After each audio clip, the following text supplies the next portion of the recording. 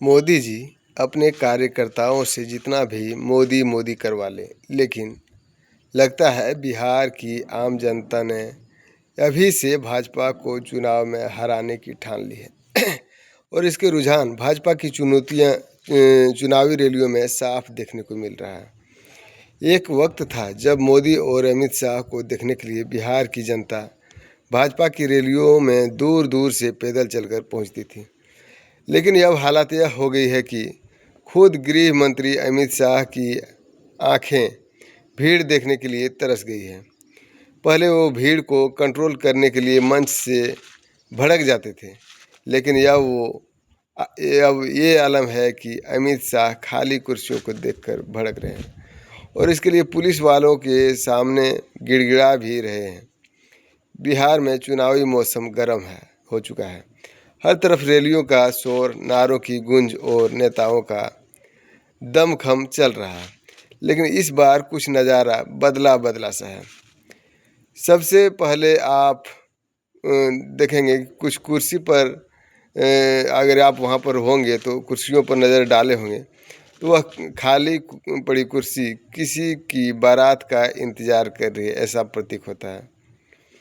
बल्कि इन कुर्सियों की तैनाती तो देश के गृह मंत्री अमित शाह की रैली में की गई थी, लेकिन इन बेचारी कुर्सियों की गोद सुनी रह गई क्योंकि अमित शाह के समर्थकों ने धोखा दे दिया। लेकिन ये कुर्सियां पूरी तरह से शाह साहब की रैलियों में टाइम से पहुंच गई। फिर क्या था, इस समर्थकों की जगह बेचारी इन कुर्सियों की ही गृह मंत्री का हौसला अफजाई करनी पड़ी। लेकिन शायद अमित शाह जी को इस कुर्सियों का रंग पसंद नहीं आया, जिसके बाद वह मंच से ही भड़क गए और वहीं तैनात पुलिस वालों से गुहार लगानी पड़ी। कहने लगे कि चेकिंग करना छोड़ दो और पब्लिक को अंदर आने दो, चेकिंग बंद कर दो, सबको आने दो, वहाँ से सारे लोग को घुसने दो। ज़रा सोचिए, यह वही अमित शाह है जिसने मोदी का चाणक्य कहा जाता है, जो चुनावी गणित के मास्टर माने जाते हैं। कुछ वायरल वीडियो बिहार के मुंगेर की रैली का है, जहां मंच पर खड़े शाह अचानक भाषण रोककर पुलिस वालों को आदेश देते दिख रहे हैं कि सबको आने दो। और अब जब आप सोच रहे होंगे कि ऐसा क्या हुआ जो अमित शाह को खुद मंच से लोगों को अंदर बुलाना पड़ रहा है, यह कि जब शाह साहब रैली में पहुंचे तो सामने की कुर्सियां ज़्यादा थी और पब्लिक कम। अब अगर अमित शाह जैसे बड़े नेता की मंच पर हो रहे सामने खाली मैदान हो तो बेचैनी तो होना ही है। उन्होंने फौरन पुलिस वाले से कहा, गेट पर जो लोग चेकिंग में फंसे हैं उन्हें अंदर आने दो। लेकिन अंदर कौन आए, क्योंकि असल में गेट के बाहर भी भीड़ नहीं थी और यह बात शाह ने खुद अपनी आंखों से देख ली। ऐसे में सवाल उठता है कि देश के सबसे बड़े राजनीतिकार की रैली में भीड़ क्यों नहीं आई? अमित शाह की रैली में कुर्सियां खाली कैसे रह गई? क्या बिहार की जनता शाह को कोई मैसेज देना चाहता है? क्या बिहार की जनता की अमित शाह के झूठे वादों से थक चुकी है? पूरी तरह से थक चुकी है। देखिए, कहा क्या जा रहा है कि बीजेपी के पास सब कुछ है, पैसा, पावर, पुलिस, प्रेस, प्रचार और प्रधानमंत्री।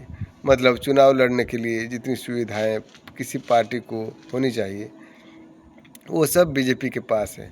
आरएसएस जैसे संगठन से लेकर चुनाव आयोग तक सब पर विपक्ष सवाल उठाते हैं। ऊपर से मोदी का चेहरा और शाह का दिमाग। फिर भी अगर रैली खाली रह जाए तो इसका मतलब कुछ तो गड़बड़ है। ऐसे में बिहार के इस मैदान की ये तस्वीरें बहुत कुछ कहती है। यह बताती है कि जनता का मूड अब सिर्फ नारों से नहीं बनता है। मोदी शाह की जोड़ी चाहे कितनी भी ताकत झोंक दे, अगर जनता के भीतर नाराज़गी है तो कुर्सी खाली रह जाती है। लोग तो यहाँ तक कहने लगे हैं कि अब बीजेपी की रैलियों में भीड़ जुटाओ मिशन भी अमित शाह खुद संभालना पड़ रहा है। नेता भाषण से पहले भीड़ बुलाए, यह आपने चुनावी मौसम में बड़ी मज़ेदार और सबसे डरावनी तस्वीर है। लेकिन सबसे दिलचस्प बात यह है कि रैली एनडीए प्रत्याशी के लिए थी, यानी कि वहाँ बीजेपी, जेडीयू, उपेंद्र कुशवाहा, मांझी सबकी पार्टी के कार्यकर्ता मौजूद होनी चाहिए थी। फिर भी मैदान सोना पड़ रहा है। मतलब तो कार्यकर्ता भी या मन से वोट नहीं मांग रहे हैं या फिर जनता सब सुनना नहीं चाह रहे हैं। अब देखिए, बात सिर्फ यह रैली की नहीं है। आप देखिए, बिहार में जब भाजपा के प्रत्याशी या कोई नेता चुनाव प्रचार करने के लिए ज़मीन पर उतरता है तो जनता उसका क्या कर रही है? कहीं नारेबाजी हो रही है तो कहीं धक्के मुक्के मार कर निकाले जा रहे हैं। यह तस्वीर देखिए, यह बिहार के डिप्टी सीएम विजय सिन्हा के है। आप यहाँ पर देख सकते हैं कि बिहार के गाँव में लोग कितनी बढ़िया तरीके से डिप्टी सीएम का स्वागत कर रहे हैं, यानी कि मार मार के भगा रहे हैं और जिंदाबाद की जगह पर मुर्दाबाद के नारा लगाए जा रहे हैं। तो इससे स्पष्ट हो रहा है कि बिहार में इस बार सत्ता का परिवर्तन होने वाला है। दोस्तों, आपको क्या लगता है 6 तारीख और 11 तारीख को, यानी कि 6 नवंबर और 11 नवंबर को, 6 नवंबर को पहला मतदान और 11 नवंबर को दूसरा मतदान होने को है और 14 नवंबर को इसका रिजल्ट आने वाला है। दिलचस्प मुकाबला देखने को मिलेगा इस बार।